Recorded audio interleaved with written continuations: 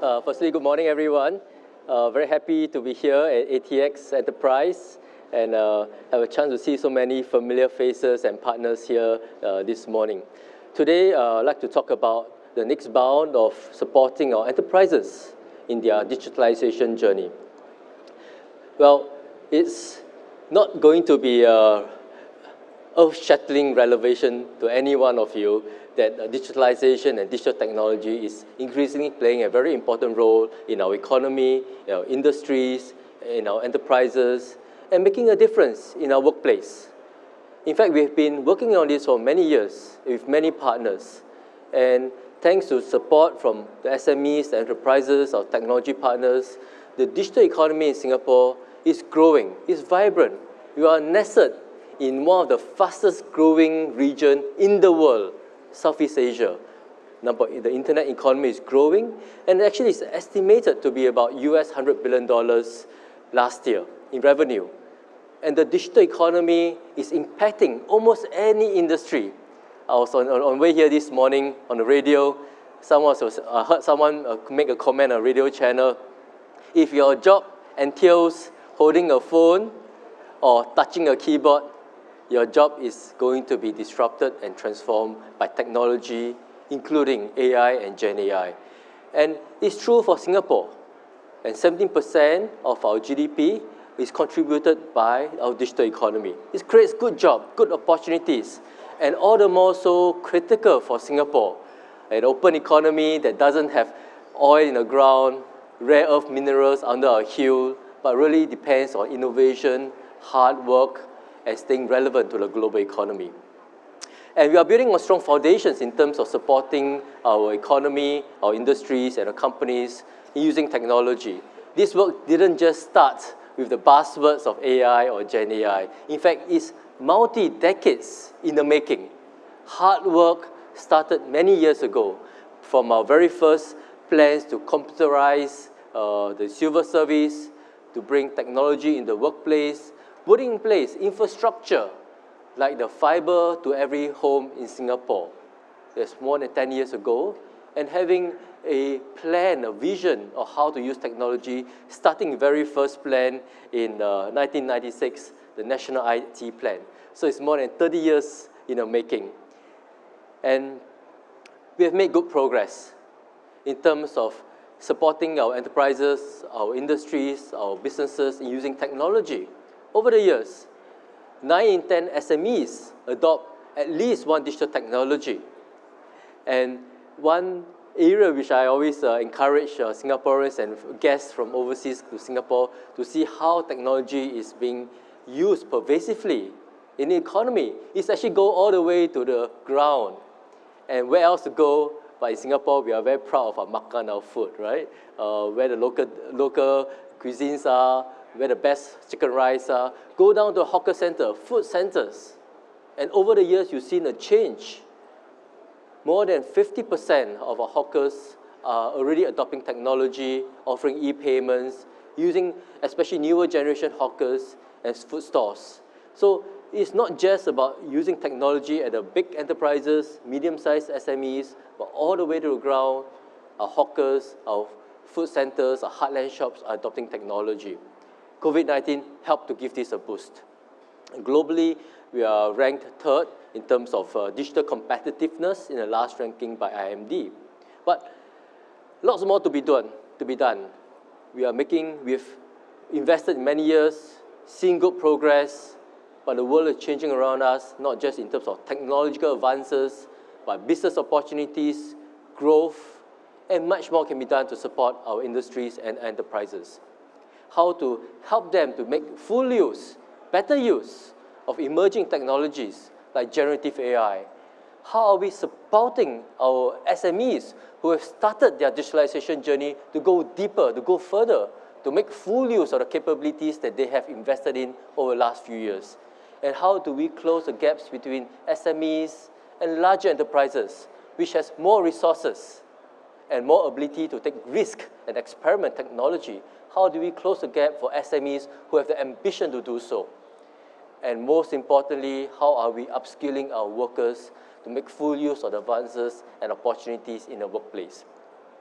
And Having done SME Go Digital for almost coming to 6 years, we launched it in 2017, and working very closely with partners, trade associations, industry associations. They work very closely for SMEs. We've had a very good sense of some of the challenges that SMEs are facing in terms of using technology. I always joke, a few years ago before COVID, when MCI and our agencies like IMDA and cybersecurity agencies go out and advocate and promote the use of technology in our industries, we are often seen to be, you always go to knock on the door gets slammed in our face, as technology is seen to be a cost driver. No one sees technology as an investment and revenue driver. But the conversations have changed over the years, particularly after COVID-19. SMEs, especially younger generation owners or management, want to use technology. But the challenge is they don't know where to start. How do we do? How do you cope with the complexity of using technology? And what about all our legacy enterprise systems?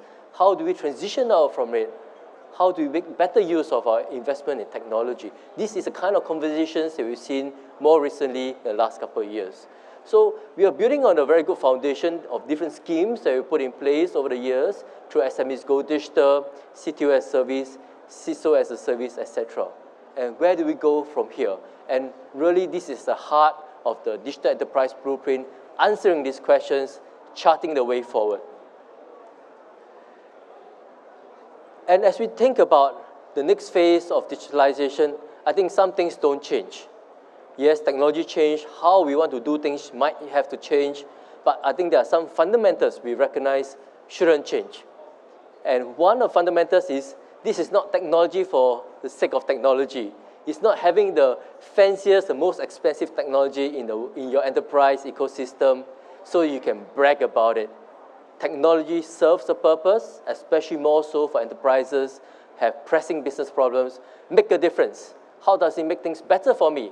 How does it make things better for my customers and clients? And how does it allow me to earn revenue, get market share, save costs, and be more competitive? Technology addresses a problem. And it's not just about using technology. Oftentimes, whether it's fanciful technologies like cloud, Web3, Gen AI, but it's not just about lifting and dropping technology in a workplace to make it work. It's not about the ones and zeros. It's about the mindset shifts, the culture, the people, to make the technology work in the workplace, to make a difference for the workers and for your business. So it's not about technology's sake, but also mindset, culture, and people. And one of the innovations that we started off a few years ago, which many enterprises and business associations find useful, is what we call the Industry Digital Plan. We've launched 22 Industry Digital Plans so far, from sectors wide-ranging such as security guarding, food services, to services like legal sector. What is the Industry Digital Plan and why is it a useful foundation for us to build on? Firstly, Industry Digital Plan is really a collective ownership of the sector by the key stakeholders in that sector, the business leaders, the agents, government agencies championing the sector, the union leaders, the technology partners coming together to chart a collective ambition for that sector, and then developing a plan to achieve that outcome. We don't start with the cart before the horse and say this is the technology that we want to use, and these are all the wonderful innovation, and then find a problem for the solution. We start with the problem solutions, starting with a collective ownership of where we want to go and looking for the technology. So these are some of the fundamentals that I don't think you need to change and shouldn't change, even as we chart next bound. And today we are launching the next bound of digitalization. We call it the Digital Enterprise Blueprint. And we expect that we will benefit at least 50,000 SMEs in the coming years. I think this is a conservative number.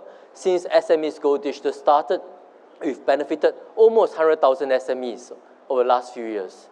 And moving forward, we think that we will benefit at least 50,000 with the new upgraded Digital Enterprise Blueprint, new capabilities, new partnerships, and new innovations.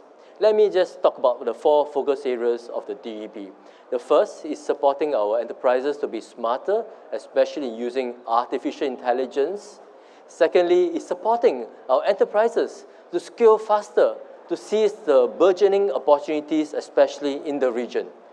And thirdly, in this digital world, you cannot talk about innovation and scaling and being smarter without being safer.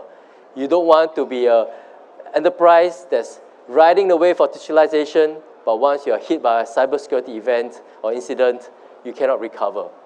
So cyber resilience, be safer. And fourthly, supporting our workers to upskill them to seize opportunities. Let me just briefly touch on some of the 4 prongs, the 4 focus areas. The first is about artificial intelligence. I think we are all preaching to a converted here. This is a transformative technology, very much a general purpose technology like the internet. Is going to touch every digital system, touch every job, every industry. And rather than pretend that it's not going to happen, let us embrace technology and be at the forefront of change. And I think the best way to describe it is that while we cannot predict the future, the best way to do so is make the future, create it. And supporting our enterprises adopting technology, especially AI. And how do we do so?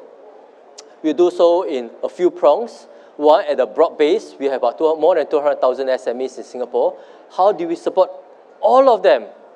You can be a food and F&B food services outlet. You can be a hawker. You can be a SME in the medical field. You can be a medium-sized enterprise in a hospitality setting. How do we help all companies, SMEs, to benefit from AI quickly without having to go through all the technical complexity and pay the heavy price of tuition? One way we do that is that we will update our 22 industry plans that we have already launched. We will incorporate AI functions and capabilities and roadmap in all our 22 plans as we refresh them. Secondly, we have a set of pre-approved solutions as part of the SME Go Digital, where SMEs in your sector, you can determine what is the kind of problems you're trying to solve based on your digital maturity. Different SMEs have different levels of maturity. Based on your digital maturity, what is a set of solutions that are pre-curated, that comes with government support, that you can subscribe to? For these pre-approved solutions, we will turn on the AI functionalities for all of them where possible to turbocharge our enterprises in using AI. So don't have to worry about all the complexity, hire AI engineers, AI scientists, to understand what kind of AI to choose. Just adopt the digital solutions, and under the hood is turbocharged with AI for you. And we expect to benefit at least 15,000 SMEs in the coming 2 years. So that's one, broad-based. And we see promising, encouraging starts. For example, legal firms like Raja and Tan are using AI, to some extent Gen AI, in their knowledge management. So they have this system called Ask Mohan. I don't know who Mohan is, but the system is known as Ask Mohan. And Mohan is a wonderful knowledge management system enabled by AI, allowing lawyers to quickly search case precedents, legal cases quickly, matter of seconds and minutes rather than weeks and hours in the past. And it's not just about legal services, but also we see many more SMEs, including those in the education space. For example, Agora Co-Learning, which is an education institute for young kids, using AI and empowered CRM systems to better manage, engage their clients and customers. But I interpret what they mean is that they have less angry parents using some of these systems, better managing their stakeholders. And we see encouraging results.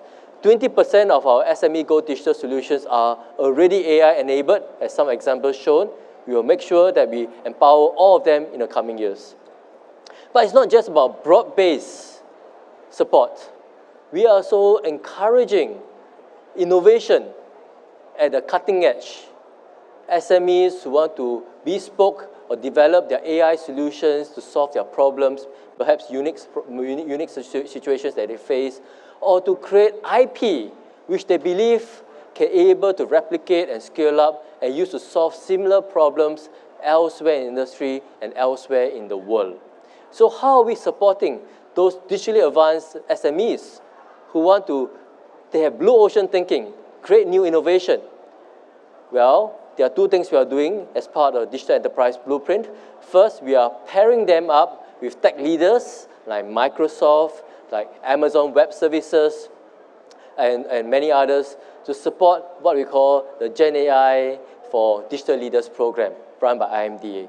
In the coming years, we expect to support at least 400 of such innovation and such digitally advanced companies. We are also supporting startups.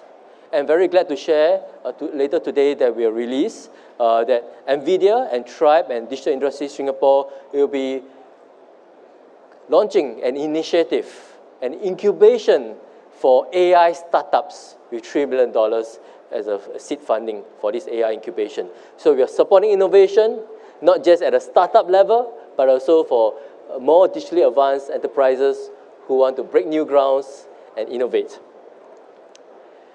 But be smarter is important, but oftentimes SMEs also tell us they need to scale much faster to seize market opportunities, not just in Singapore, but overseas.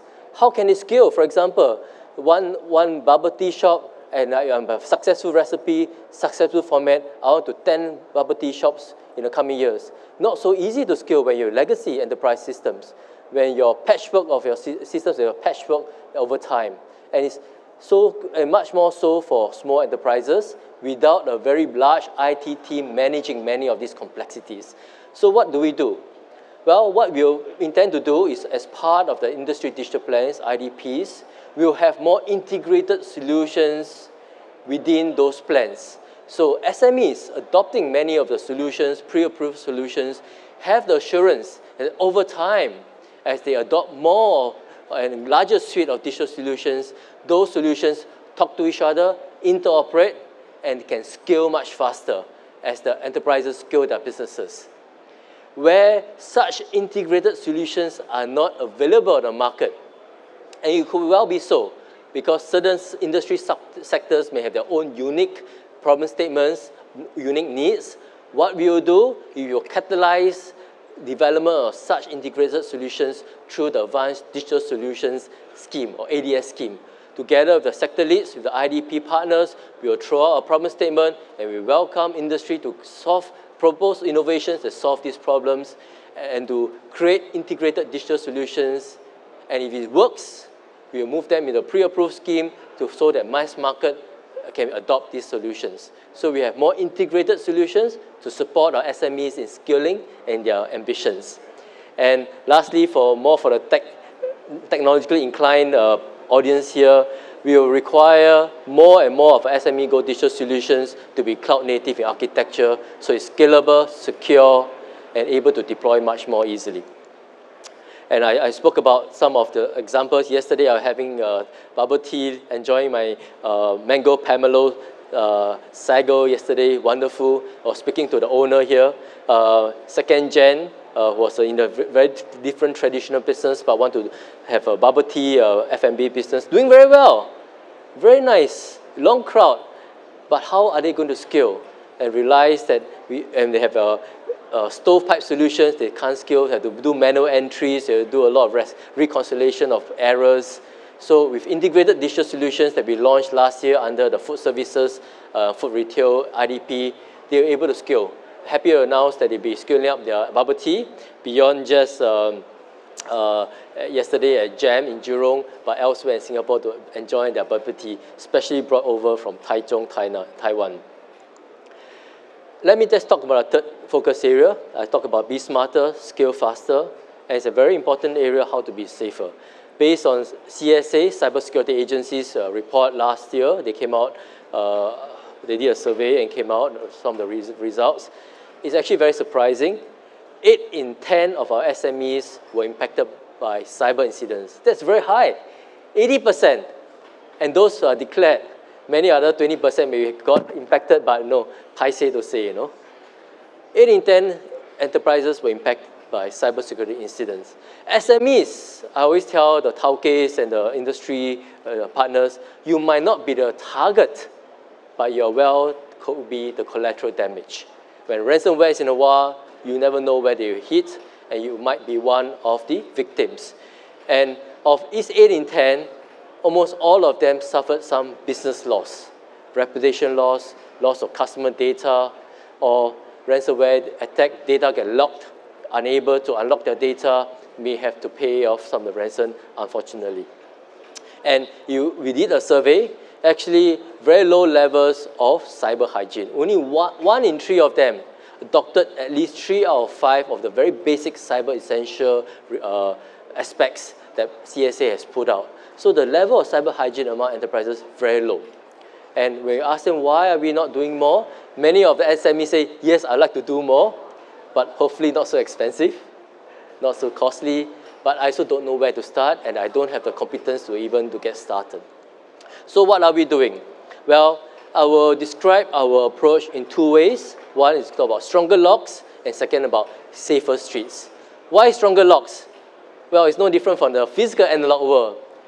Every household, all of us, have to invest in our own security system. You won't leave your door unlocked when you leave your house. You invest in a proper lock. So every SME, you need to invest in your own cybersecurity to maintain trust with your customers, with your clients, to ensure business continuity. You invest in your own cybersecurity. It's an investment, not just a cost.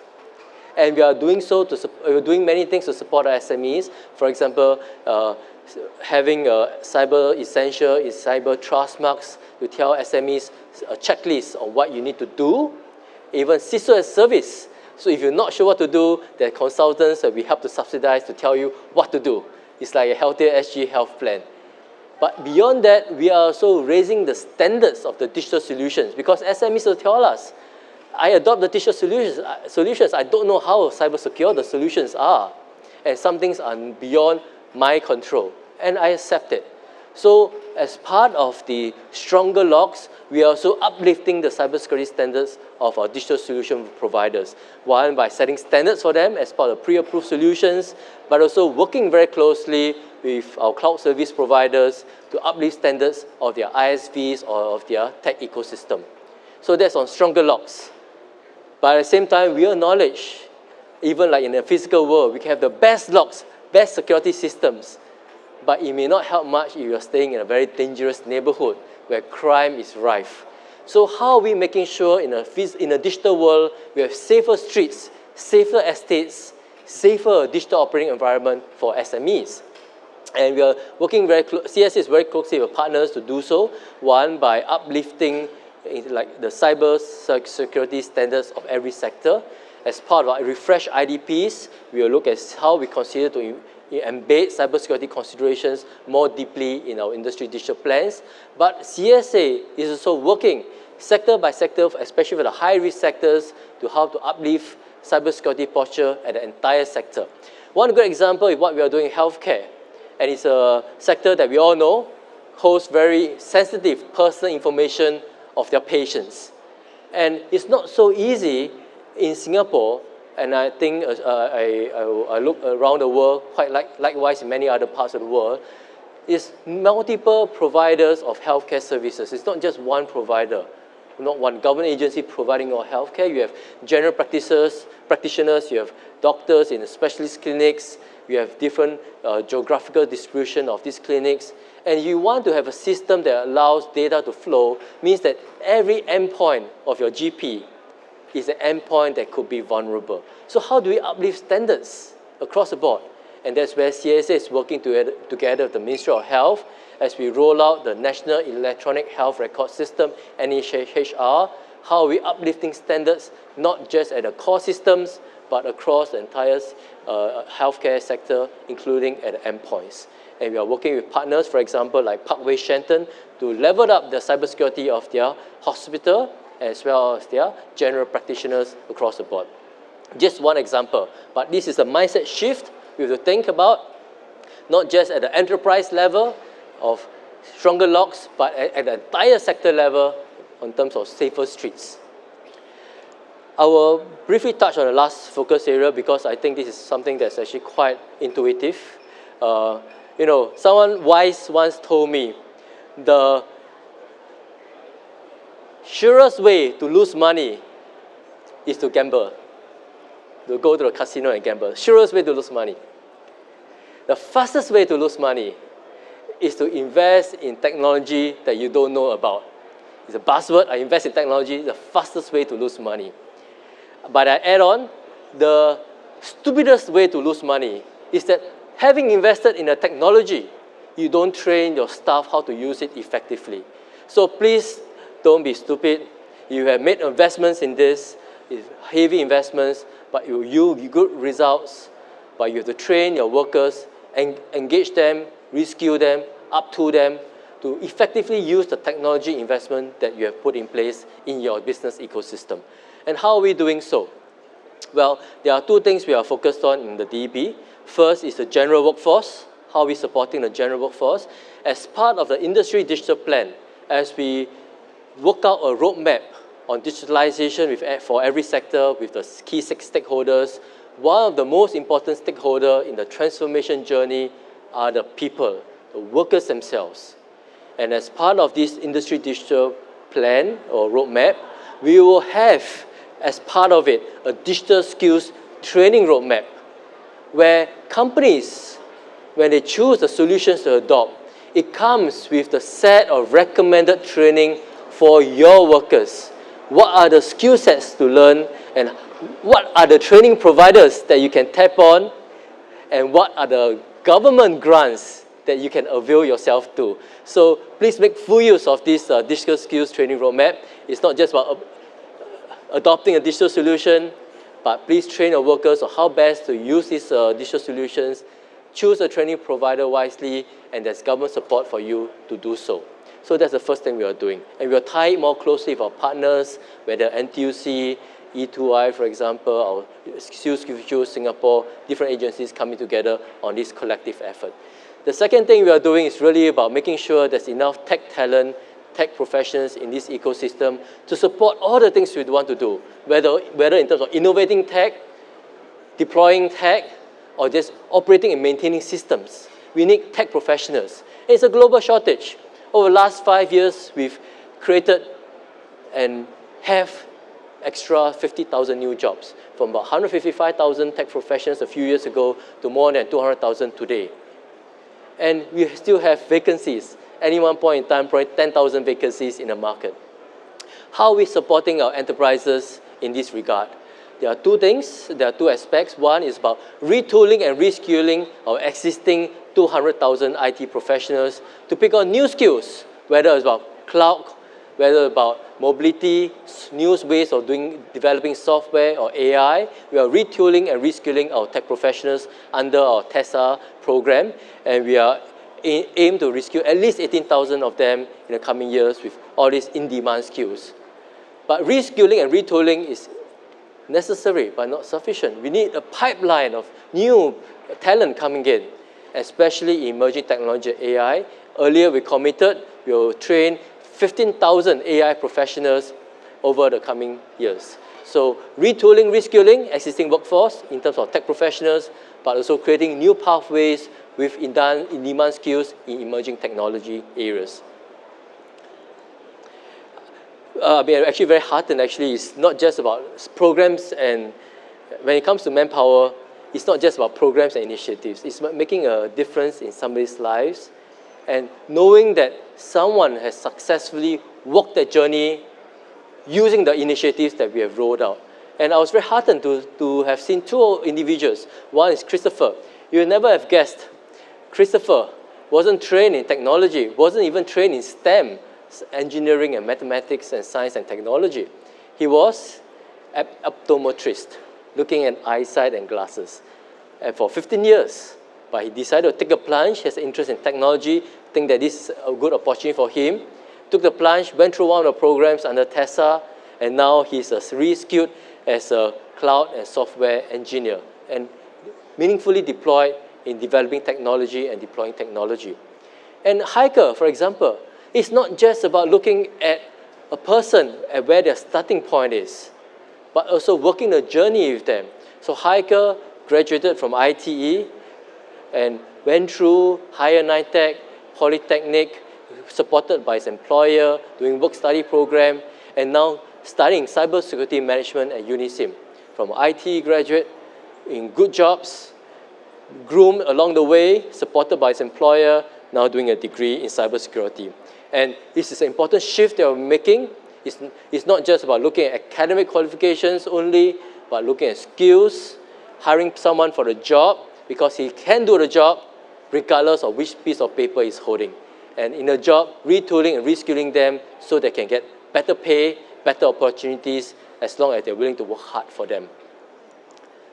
And all this can't be done without partnership, which leads me to the last slide.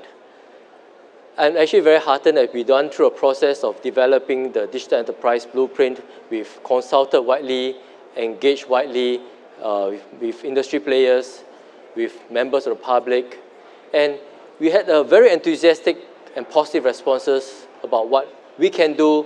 And I'm actually much more heartened when people tell us it's a good thing to do, but also step forward and say, I will do it together with you. Let's work on it together, because we believe it makes impact and it's a win-win outcome. And today we are starting off with 7 partners. Very happy to have Singapore Business Federation with us, who has committed to leverage its network of 30,000 SMEs to help to amplify the initiatives in the blueprint and benefit more of its members and bring more of its members along in the next phase of digitalization. Secondly, we are very happy to have Microsoft, AWS, and Salesforce to strengthen AI adoption in our ecosystem. Microsoft, we heard about the programs we launched last week, the Pinnacle AI program, making sure that access to Copilot solutions are made more accessible to more SMEs, and also supporting SMEs to innovate. And Salesforce, launching its Data plus AI Boost, will benefit at least 5,000 SMEs in the coming years, and I look forward to this boost from Salesforce.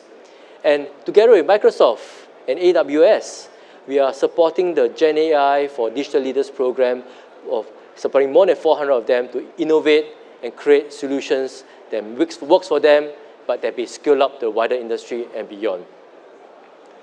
And in terms of not just working on strengthening AI adoption, we want to also raise capabilities of our digital solutions providers, because these are the important channels for enterprises in adopting digital solutions.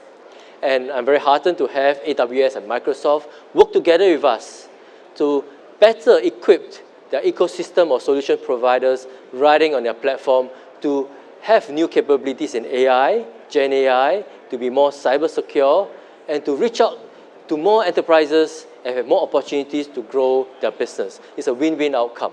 So thank you very much for AWS and Microsoft in that. And CSA is also partnering with AWS, Microsoft, and Google on a few things. One is about expanding our existing collaboration on cloud security, as we giving a big push to scale faster through cloud-native architecture and more adoption of cloud. We want to make sure cloud security is up there. Enterprises have assurance that when they move their digital solutions onto a cloud environment, it is secure. And we are working very closely with the cloud service providers to tighten the cybersecurity around those cloud service providers, around the cloud offerings, as well as the digital solutions sitting on the cloud. And last and not least, very thankful for our own tech industry associations, Singapore Computer Society, SCS, and SG Tech, for reaching out to our own tech community. Firstly, to raise awareness of our DEB. Secondly, to bring in our tech enterprises, crowd them in terms of participating in many of the initiatives. For example, SG Tech will place at least 300 TIP Alliance, these are graduates from IT and Polytechnic, into good apprenticeship opportunities among its own network of companies, more than 1,400 of them, right? And to drive adoption of skills-based hiring and retention and development.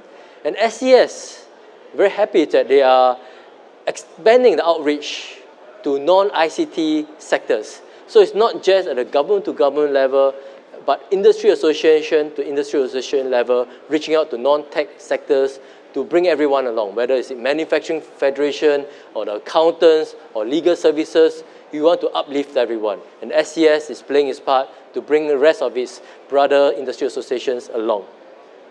And I was talking about non-sector, non-tech sector support, and I mean, at this point in time, concurrently, besides in Expo, there is an MOU signing at Capella right now, where IMDA is signing an MOU with the Singapore Academy of Law to develop a context-based large language model using ChatGPT for the legal sector, because you have to customize bespoke. You can't just use a generic one. You have to train the models, especially for the legal sector where the bar of quality and accuracy is much higher.